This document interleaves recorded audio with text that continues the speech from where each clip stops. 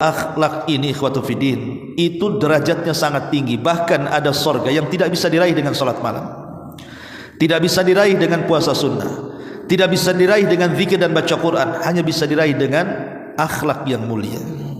Jadi akhlak ini tinggi sekali. Makanya Rasul mengatakan bu'istu li utammima makarimal akhlak, aku diutus untuk menyempurnakan akhlak manusia yang sudah diajarkan para nabi sebelumnya.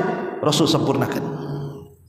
Termasuk juga pujian Allah kepada Rasul yang tidak pernah dipuji oleh Allah kepada nabi-nabi yang lainnya, wa innaka la'ala khuluqin azim. Kenapa Allah turunkan ayat ini? Kenapa?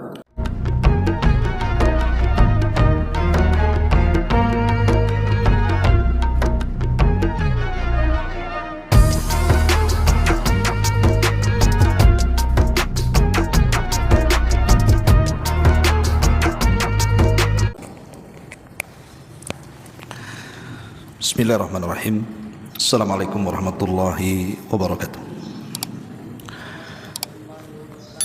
Alhamdulillah wassalatu wassalamu ala Rasulillah wa ala alihi wa sahbihi wa mawalah wa la hawla wa la quwata illa billahi wa ba'du.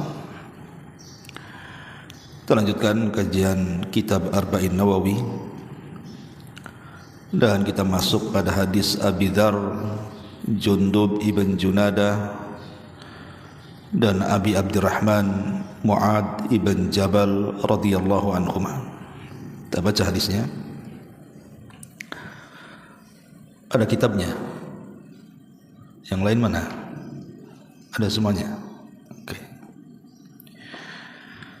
An Abi Dzarrin Jundub ibn Junadah wa Abi Abdurrahman Mu'ad ibn Jabalin radhiyallahu anhuma an Rasulillah sallallahu alaihi wasallam qala ittaqillaha haitsuma kunta wa atbi'is sayyi'atal hasanata tamhuha wa khaliqin nasa bi khuluqin hasanin. Rawahu Tirmidzi wa qala haditsun hasanun wa fi ba'din nusakh hasanun sahih. Dari Abi Dzar, Jundub ibn Junadah dan Abi Abdurrahman Mu'ad ibn Jabal radhiyallahu anhuma, dari Nabi sallallahu alaihi wasallam dia bersabda, ittaqillaha, bertakwalah kamu, haitsuma kunta, dimanapun kamu berada, wa atbi'is sayyi'atal hasanata tamhuha, wa atbi'i, dan ikutilah, as-sayyi'ata, keburukanmu, al-hasanata, dengan kebaikan, tamhuha, maka akan menghapuskan keburukan, wa khaliqin nas, dan pergaulilah manusia, bi khuluqin hasanin, dengan akhlak yang baik. Hadis ini adalah hadis yang penting kita bahas, ikhwan, karena hadis ini bicara tentang sebuah keutamaan. Pertama, bicara tentang takwa. Yang kedua, bicara tentang taubat. Dan yang ketiga, bicara soal akhlak. Jadi ada 3 poin di sini. Apa itu takwa, dan apa itu taubat, dan apa itu akhlak. Ali radhiyallahu an pernah ditanya apa itu takwa. Kata beliau, at-taqwa al-khawfu minal jalil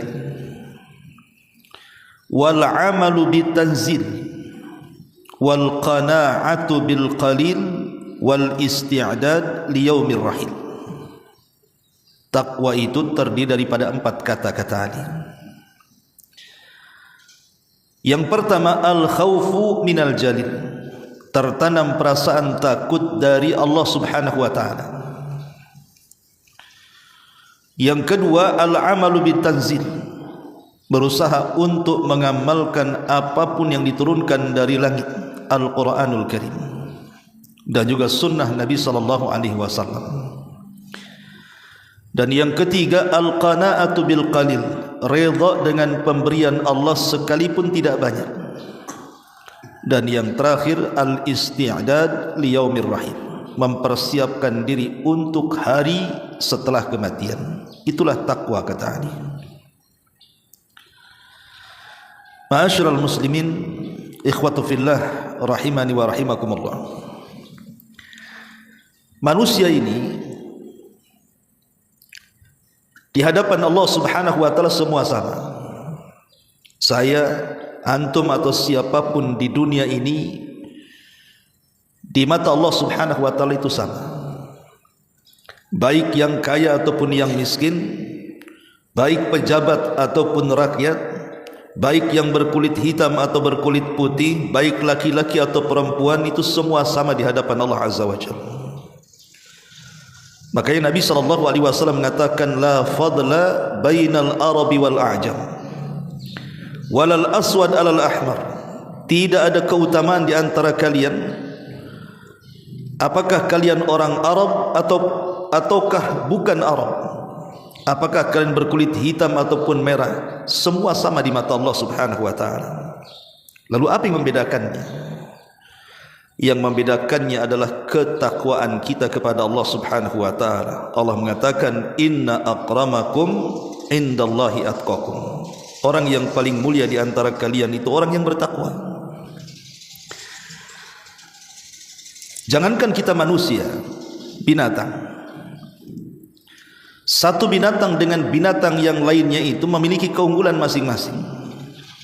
Sapi, tidak semua sapi sama. Tentu ada yang mahal harganya, karena boleh jadi mungkin besar dagingnya. Tetapi sapi yang besar dagingnya itu, yang mahal harganya, terkadang terkalahkan mahal harganya dengan burung yang kecil, atau kucing yang kecil yang mungkin ras kucing tertentu itu harganya terkadang di atas sapi. Jadi masing-masing binatang itu ada keunggulan satu dengan yang lainnya. Yang satu karena berat badannya, yang satu karena warnanya, yang satu karena suaranya, yang satu karena bentuknya. Binatang saja satu dengan yang lain ada keistimewaan. Lah kalau binatang memiliki keistimewaan, maka mimbabil aula tentu manusia juga punya keistimewaan. Tapi keistimewaan manusia tidak seperti binatang.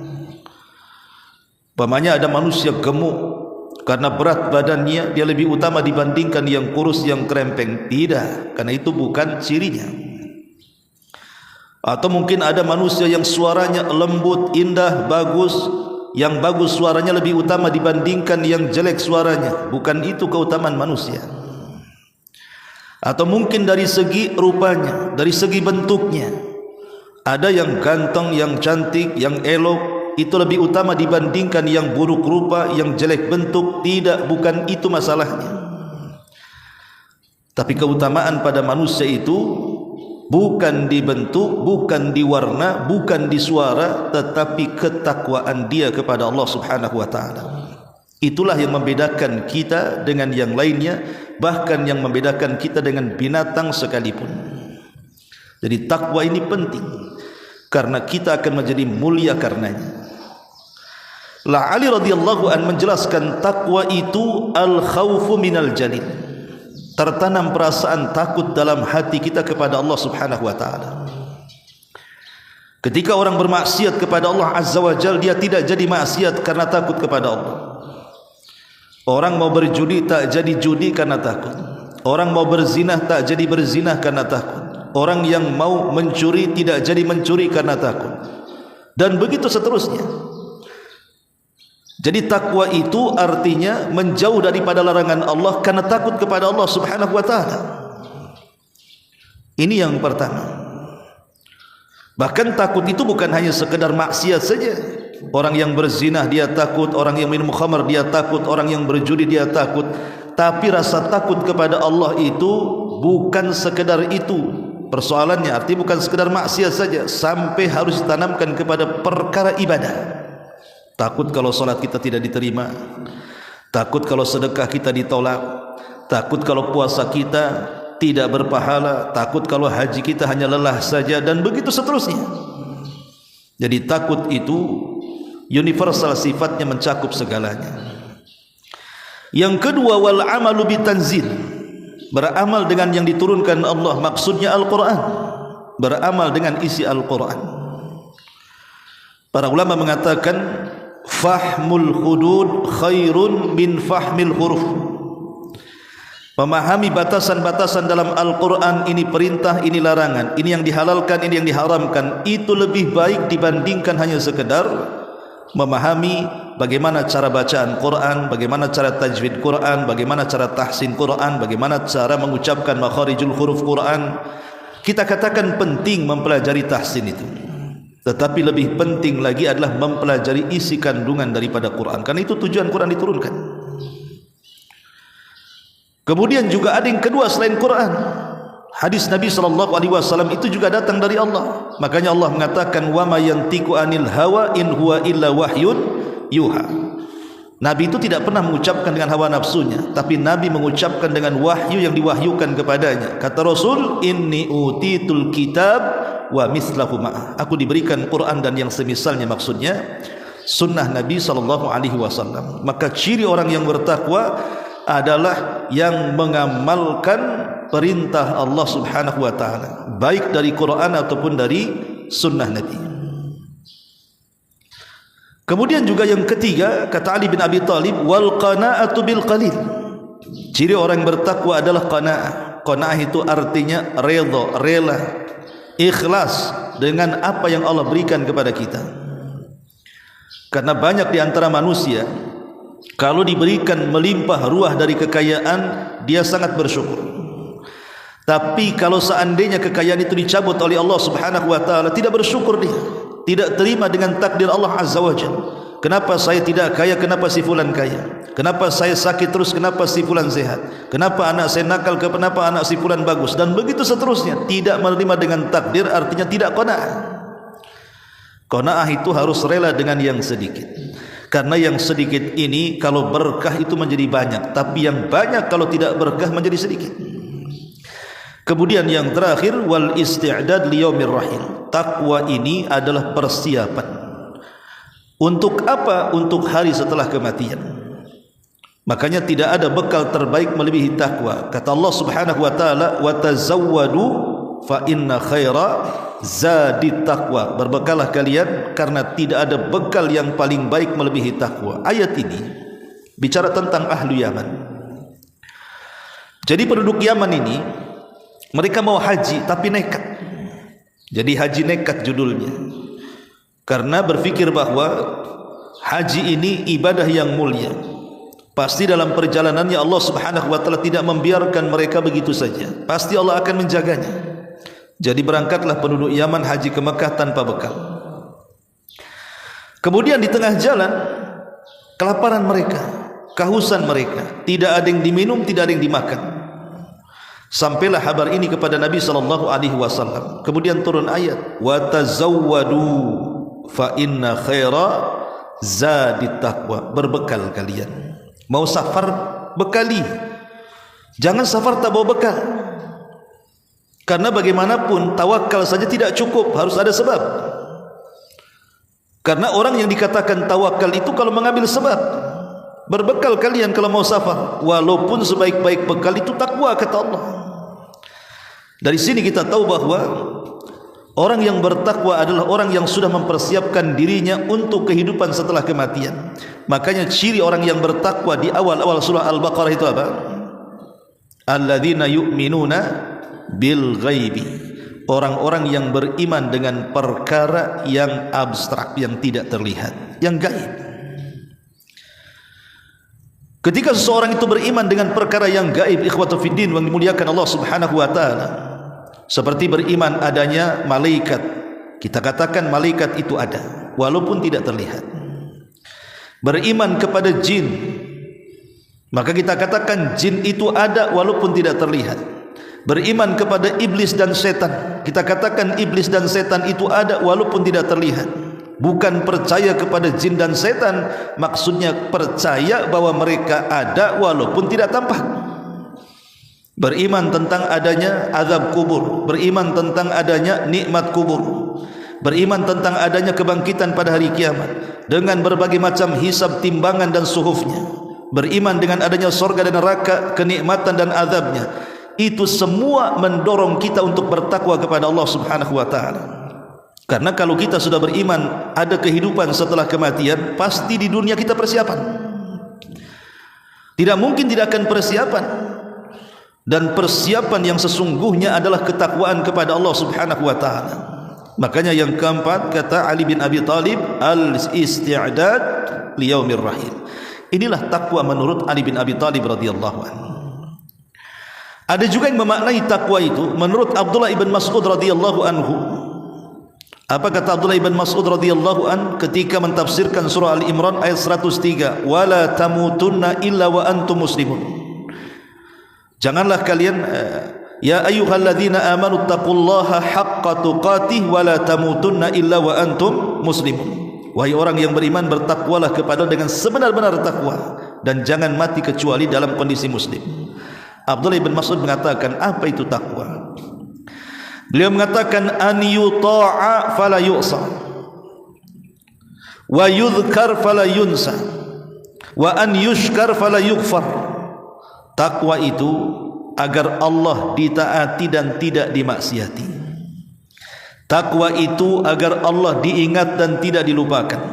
Takwa itu agar Allah disyukuri akan nikmat yang Allah anugerahkan kepada kita dan tidak dikufuri. Inilah takwa menurut Abdullah ibn Mas'ud. Kita bertakwa kepada Allah artinya kita mentaati perintah dan menjauhi maksiat. Kita takwa artinya kita senantiasa berzikir kepada Allah dan tidak melupakannya. Kita takwa artinya kita bersyukur akan nikmat Allah dan tidak kufur akan nikmatnya. Lain perkataan Ibnu Mas'ud, lain pula perkataan Talaq ibn Habib. Beliau ketika memaknai takwa, kata Talaq ibn Habib rahimahullahu ta'ala, beliau mengatakan, at-taqwa an ta'mala bi ta'atillahi ala nuri minallah tarju thawaballah wa an tatruka ma'siyatallahi ala nuri minallahi takhafu ikaballahi. Kata Talaq bin Habib, takwa adalah engkau mengamalkan dengan ketaatan kepada Allah karena dasar bimbingan dari Allah, kemudian mengharap pahala dari Allah. Jadi engkau mengamalkan ketaatan, salat, puasa, zakat, haji, baca Quran, zikir, sebutkan ibadahnya yang merupakan ketaatan kita kepada Allah Subhanahu wa taala. An ta'mala bi ta'atillah ala nurin minallah. Tetapi ketaatan-ketaatan tadi tidak bisa diamalkan begitu saja kalau tanpa ada bimbingan dari Allah. Harus ada bimbingan dari Allah. Salat tidak boleh dikerjakan kecuali ada bimbingan dari Allah, baik dalam Al-Quran ataupun dalam sunnah Nabi SAW. Sebab kalau ibadah tanpa bimbingan bisa sesat. Kemudian setelah mendapatkan bimbingan dari Allah dan Rasulnya, baru kita mengharap adanya pahala. Ataupun sebaliknya, engkau meninggalkan kemaksiatan kepada Allah karena bimbingan dari Allah. Itu semua dilakukan karena takut kepada Allah Subhanahu wa ta'ala. Itulah takwa. Takwa itu berkisar antara raja dan khauf, harapan mendapatkan pahala dan takut mendapatkan siksa. Ketika kita berharap dapat pahala, maka kita rajin beramal saleh, berusaha untuk mencari bimbingan dari Allah dan Rasulnya. Ketika kita takut dari dosa, kita meninggalkan maksiat kepada Allah, pun mencari bimbingan dari Allah dan Rasulnya. Itulah ketakwaan menurut Talaq ibn Habib rahimahullahu ta'ala. Abu Darda rahimahullahu ta'ala radhiyallahu anhu juga mengatakan, tamamut taqwa an yattaqiyallaha al-'abdu hatta yatayaqqanahu min mithqali dzarratin wa hatta yatruka ba'dha ma yara annahu halalun khasyata an yakuna haraman yakunu hijaban bainahu wa bainal haram fa inna Allaha qad bayyana lil ibadi alladhi yasiruhum ilaihi. Faqala Allahu azza wa jalla, wa man ya'mal mithqala dzarratin khairan yarah wa man ya'mal mithqala dzarratin syarran yarah. fala tahqiranna syai'an minal khairi an taf'alahu wala syai'an minasyarri an yattaqiyahu.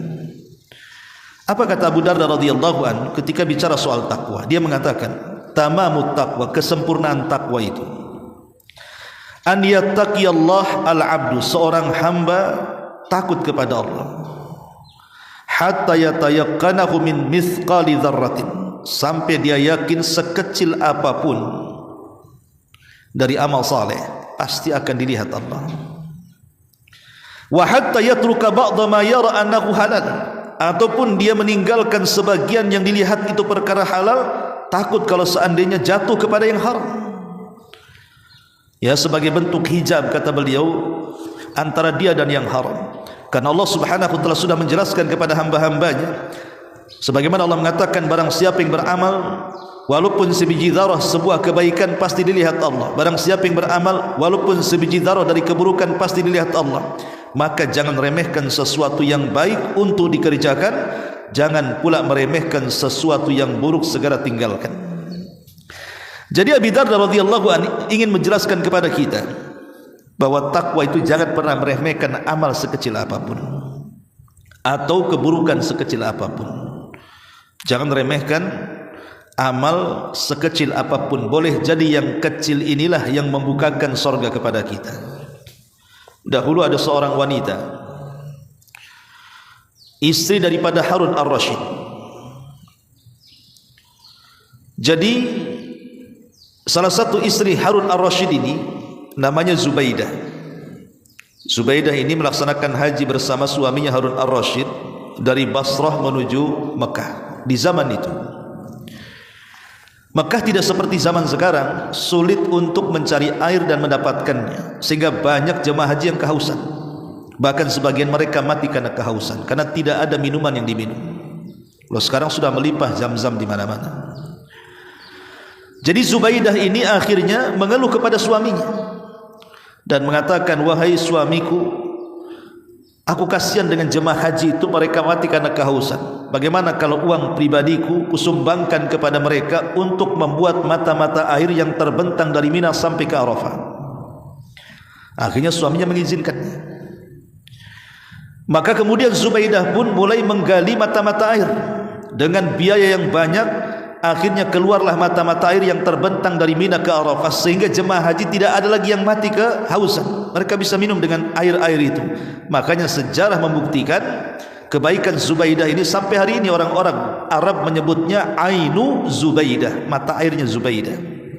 Sampai hari ini ada tuh mata air Zubaidah itu. Jadi sebelum wafatnya Zubaidah ini bermimpi berjumpa dengan Allah Subhanahu wa taala dan dipanggil. Tiba-tiba setelah dipanggil oleh Allah Subhanahu wa taala, dia pun dengan wajah yang sumringah senyum-senyum. Kemudian dikatakan kepada Zubaidah, "Ma fa'alallahu biki ya Zubaidah?" Apa yang Allah lakukan kepadamu wahai Zubaidah? Maka Zubaidah mengatakan, "Ghafarali Rabbi." Rabbku sudah mengampuni dosa-dosaku. Kemudian dikatakan kepada Zubaidah, "Abi aidin amiltiha ya Zubaidah?"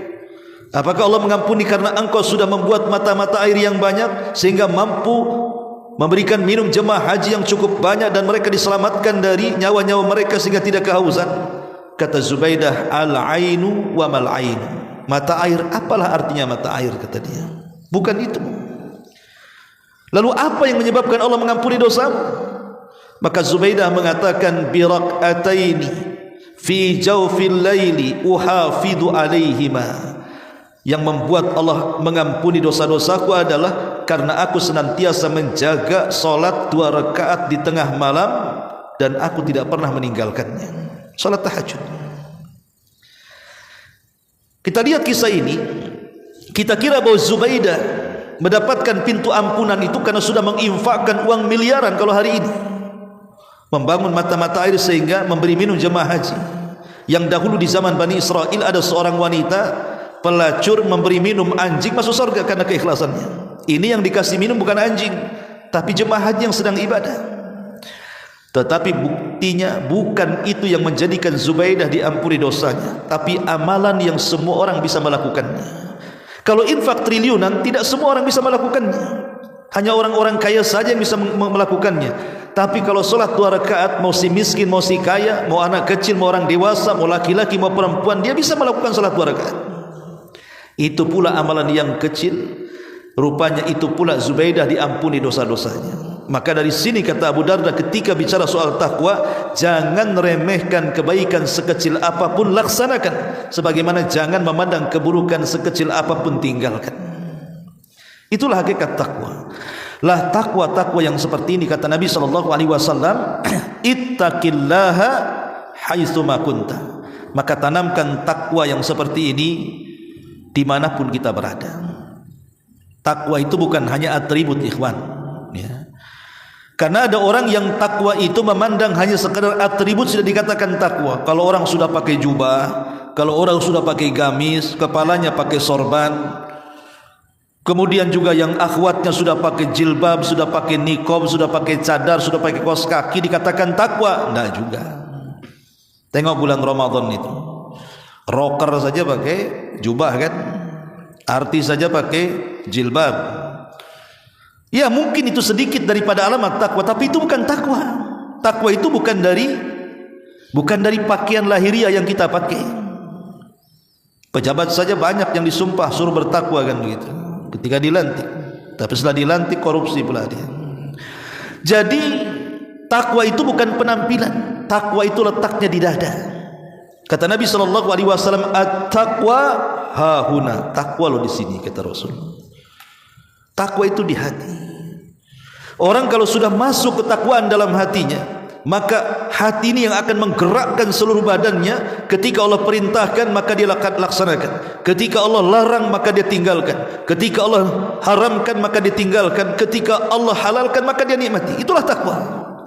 Jadi hati yang mendorong dia. Makanya ketika kita membahas ayat saum, ayat puasa dalam surah Al-Baqarah itu, ya ayyuhalladzina amanu kutiba alaikumus siyam kama kutiba alal ladzina min qablikum la'allakum tattaqun. Wahai orang-orang yang beriman, telah diwajibkan kepada kalian berpuasa sebagaimana puasa ini diwajibkan kepada umat sebelum kalian. Agar apa? Agar kalian lapar? Bukan. Agar kalian haus? Bukan. Agar kalian merasakan penderitaan orang miskin yang tidak makan, tidak minum? Bukan. Itu bukan hikmah puasa. Tapi Allah tutup dengan kata-katanya, la'allakum tattaqun, agar engkau bertakwa. Jadi puasa 1 bulan di bulan Ramadan itu persiapan 11 bulan setelahnya, supaya cermin takwanya itu ada dari puasa yang kita lakukan selama 1 bulan penuh di bulan Ramadan itu. Maka Rasul mengatakan, bertakwalah engkau dimanapun kau berada. Yang kedua, Nabi mengatakan, wa atbi'is sayyi'atal hasanata tamkuha.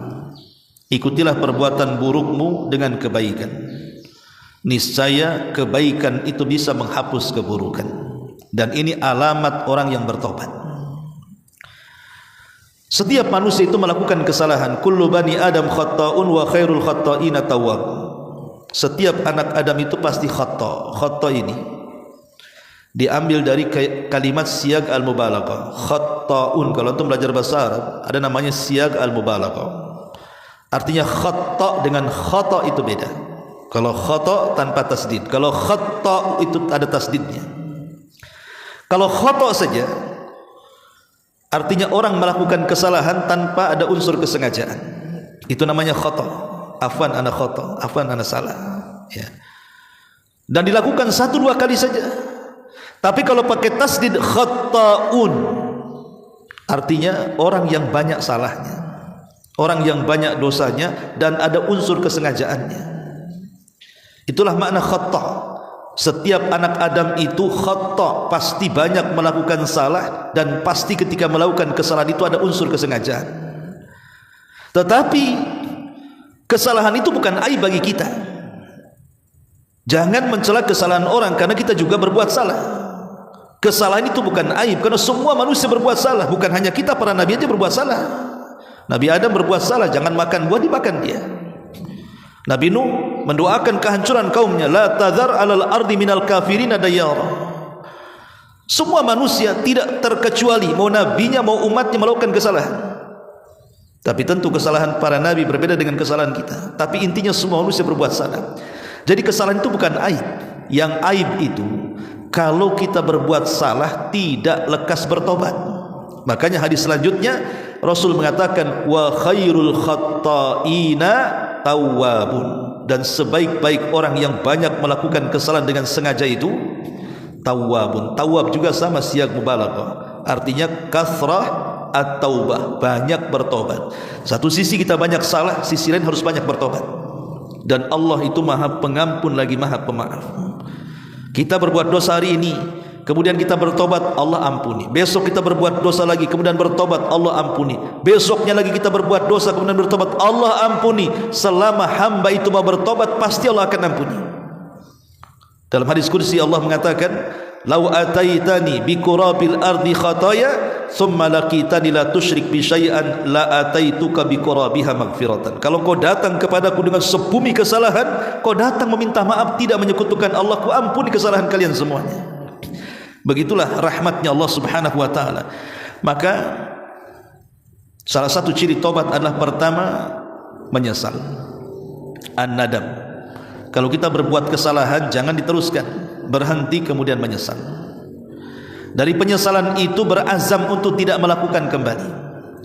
Dari berazam tidak melakukan kembali, ikutilah perbuatan buruk yang sudah kita kerjakan dengan kebaikan. Dengan itulah amalan kita akan menghapus dosa-dosa kita.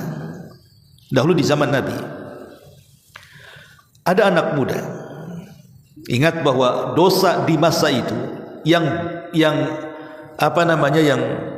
kecil bagi mereka, yang kecil bagi kita itu dianggap besar bagi mereka. Jadi di zaman para sahabat, dosa yang dianggap oleh kita itu kecil, di kalangan para sahabat itu dianggap besar, karena mereka saking takutnya dengan dosa. Kalau kita kan tidak, ini kan dosa kecil saja katanya, belum dosa besar. Kalau zaman dulu yang kita anggap besar itu, yang kita anggap kecil dosa itu dianggap besar oleh mereka. Makanya ada anak muda, dia berkhalwat dengan wanita, kemudian menciumnya, kemudian setelah itu dia menyesal, seolah-olah dia melakukan dosa sebesar-besarnya dosa. Datang kepada Nabi, "Ya Rasulullah, saya sudah melakukan khalwat dengan perempuan dan saya sampai menciumnya. Apakah saya bisa bertobat dari dosaku ini wahai Rasul?" Maka Nabi SAW mengatakan, "Hal sallaital asra ma'i jama'atan?" Apakah engkau tadi salat asar bersamaku berjamaah? Maka anak muda ini mengatakan, "Ya wahai Rasul, aku salat di belakang." Maka Rasul mengatakan, "Idhhab faqad ghafarallahu lak." Pergilah, Allah sudah mengampuni dosa-dosamu, karena Allah mengatakan, "Innal hasanat yudhibnas sayyi'at." Karena kebaikan-kebaikan itu bisa menghapuskan keburukan. Sampai ada satu kisah seorang laki-laki datang kepada Abdullah bin Abbas radhiyallahu anhu dan mengatakan, "Wahai Ibnu Abbas, aku mencintai seorang wanita. Kemudian aku melamarnya, ditolaknya lamaranku oleh wanita itu. Datang pula laki-laki lain melamar dia, ternyata diterima. Sakit hati aku, ku bunuh wanita itu." Kemudian kata orang ini, "Bagaimana caranya aku bertobat dari pembunuhan ini?" Maka Abdullah bin Abbas radhiyallahu anhu mengatakan, "Apakah engkau punya orang tua?" Dia mengatakan, "Ya." "Kalau begitu berbuat baiklah kepada orang tuamu." Salah seorang murid Ibnu Abbas berkata kepada Ibnu Abbas, "Ibnu Abbas, orang ini tanya, dia sudah bunuh orang, ada enggak tobat bagi dia? Kenapa jawabanmu bertanya adakah orang tuamu?" Dia jawab, "Ada, berbuat baiklah kepada orang tuamu." Saya tidak bisa cerna tuh antara pertanyaan dan jawaban itu. Pertanyaan kemana, jawaban kemana? Maka Ibnu Abbas menjelaskan, maksud saya bertanya kepada dia tentang orang tuanya dan suruh berbuat baik, mudah-mudahan pahala berbuat baik dia kepada orang tua bisa menghapuskan dosa pembunuhannya. Karena Allah itu berfirman, "Innal hasanat yudhibnas sayyi'at." Karena kebaikan itu bisa menghapus keburukan. Dan yang terakhir, di sini Nabi SAW mengatakan apa? "Wa khaliqin nas bi khuluqin hasan." Dan ini penting bagi antum sebagai santri, sebagai para talabatul ilmi yang semangat untuk menuntut ilmu. Akhlak dalam kehidupan para penuntut ilmu itu penting. penting sekali yang membedakan para talabatul ilmi, orang-orang yang sudah hijrah, semangat belajar dengan orang-orang yang ada di luar sana itu ikhwan. Itu tercermin dari akhlaknya. Kalau akhlak antum buruk, apa bedanya antum dengan mereka? Berarti ilmu tidak merubah antum. Harusnya para talabatul ilmi harus lebih berakhlak dibandingkan orang-orang awam. Ketika orang-orang awam bicaranya kasar, antum lembut, antum santun, dan tidak terkeluar kecuali kalimat-kalimat thayyibah. Ketika orang-orang sana umpamanya bersikap tidak sopan, maka seorang talabatul ilmi itu harus sopan. Tercermin dari akhlaknya, tercermin dari matanya tidak memandang yang haram, tercermin dari telinganya tidak mendengar yang haram, tercermin dari lisannya tidak mengucapkan yang haram, tercermin dari gerak badan tubuhnya tidak melakukan hal-hal yang diharamkan Allah Subhanahu wa taala. Para talabatul ilmi harus punya akhlak. Kalau tidak punya akhlak, enggak ada bedanya antum dengan mereka. Kenapa? Karena ilmu itu merubah segalanya. Ilmu itu yang membuat kita takut kepada Allah. Makanya Allah mengatakan innama yakhshallah min ibadihil ulama. Orang yang takut kepada Allah itu mereka orang-orang yang betul-betul menekuni ilmu agama. Maka seorang talabatul ilmi, seorang yang menempuh pendidikan agama harus menonjol akhlaknya. Dan akhlak itu dikatakan oleh Imam Ibn Rajab dalam kitab Jami' al-Ulum wal Hikam, ketika menukilkan perkataan salaf bicara soal akhlak.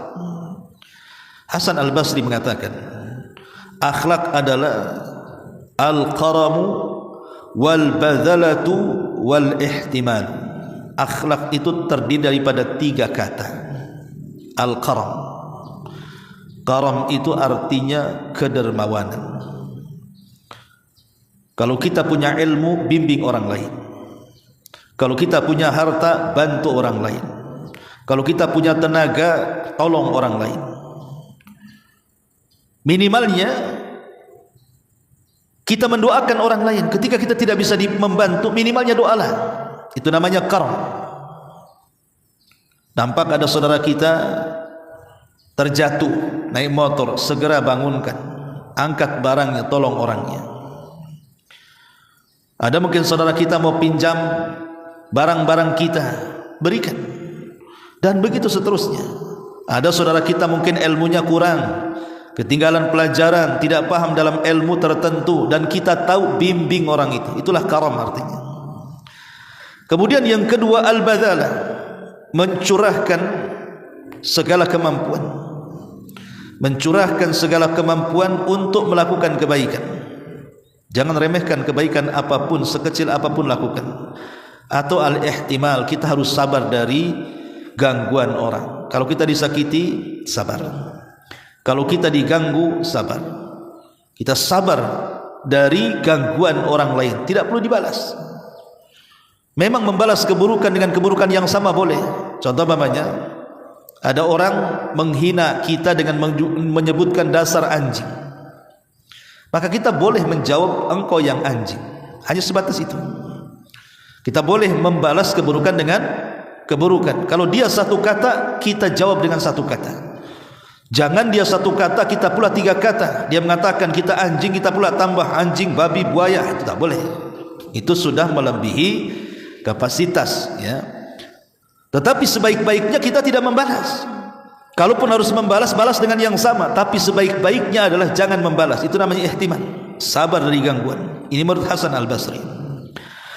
Lain perkataan Hasan al-Basri, lain pula Abdullah ibn Mubarak. Dia mengatakan bastul wajhi, akhlak itu tercermin dari wajah. Wajahnya tukang senyum, tidak menakuti orang, tidak suka melotot, tidak suka emosi. Karena orang emosi itu kaca pun pecah kalau kita ngaca. Karena wajah kita jadi setan di situ. Makanya yang pertama tercermin dari wajah. Akhlak itu tercermin dari wajah. Kemudian yang kedua, badlul ma'ruf, mengerahkan segala daya dan upaya untuk melakukan kebaikan. Kemudian kaful adza, mencegah keburukan orang lain. Al-amru bil ma'ruf wan nahyu anil munkar. Ini juga akhlak, kata beliau. Ada juga mengatakan Ishaq ibn Rahawi, seorang ulama Syafi'i, dia menambahkan selain daripada bastul wajhi, Akhlak itu tercermin dari wajah, senyum, mengeluarkan kata-kata santun, tidak melotot, tidak mudah marah dan begitu seterusnya. Beliau mengatakan Allah taghdab, jangan emosi, kendalikan emosi, karena mengendalikan emosi itu bagian daripada akhlak. Karena biasanya kalau memperturutkan emosi hilang akhlak, karena orang emosi itu biasanya mengeluarkan kata-kata kotor.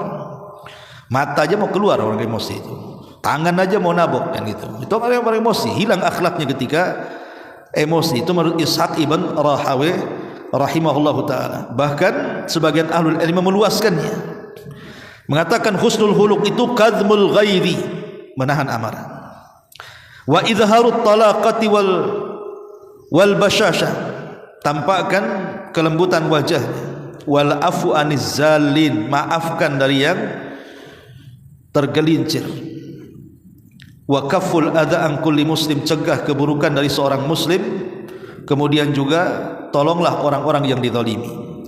Ini semua adalah bagian daripada akhlak. Intinya bahwa akhlak ini ikhwatu fiddin itu derajatnya sangat tinggi, bahkan ada sorga yang tidak bisa diraih dengan salat malam, tidak bisa diraih dengan puasa sunnah, tidak bisa diraih dengan zikir dan baca Quran, hanya bisa diraih dengan akhlak yang mulia. Jadi akhlak ini tinggi sekali. Makanya Rasul mengatakan bu'istu li utammima makarimal akhlak, aku diutus untuk menyempurnakan akhlak manusia yang sudah diajarkan para nabi sebelumnya. Rasul sempurnakan. Termasuk juga pujian Allah kepada Rasul yang tidak pernah dipuji oleh Allah kepada nabi-nabi yang lainnya, wa innaka la ala khuluqin azim. Kenapa Allah turunkan ayat ini? Kenapa? Kata Aisyah radhiyallahu anha, karena Rasul itu menampakkan akhlaknya di hadapan para sahabat. Tidaklah Rasul diundang oleh siapapun, baik orang kaya, baik orang miskin, baik orang merdeka, baik orang yang budak di zaman itu, karena perbudakan, pasti Rasul akan datang menghormatinya, dan itu akhlak. Dari sini turun ayat wa innaka la ala khuluqin azim, engkau di atas akhlak yang luhur wahai Muhammad. Inilah diantara 3 nasihat Nabi sallallahu alaihi wa ala alihi wasallam. Mudah-mudahan manfaatnya. Subhanaka wa bihamdika asyhadu an la ilaha illa anta astaghfiruka wa atubu ilaik. Allahu taala alam. Assalamualaikum warahmatullahi wabarakatuh.